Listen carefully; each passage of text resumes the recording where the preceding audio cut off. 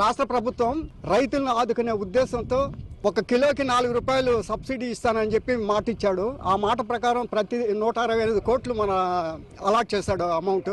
దానిని బేస్ చేసుకొని ప్రభుత్వం మీద ఏదో ఒక అపనింద తీసుకురావాలనే కాన్సెప్ట్తో, మామిడి రైతుల్లో ఒక అలజడి సృష్టించాలనే కాన్సెప్ట్తో మాజీ మంత్రి, మన చిత్తూరు జిల్లా మంత్రి, వాళ్ళ గుజ్జు ఫ్యాక్టరీకి సంబంధించిన రౌడీలతో మిగతా గుజ్జు ఫ్యాక్టరీల వాళ్ళందరినీ భయపెట్టించి భయభ్రాంతులను చేయించి, నా మాట వినకపోతే మీ ఫ్యాక్టరీలు ధ్వంసం చేస్తారనే ఆలోచనలతో భయపెట్టించేకి 1.5 రూపాయలు కూడా కొన్నారు రైతులు.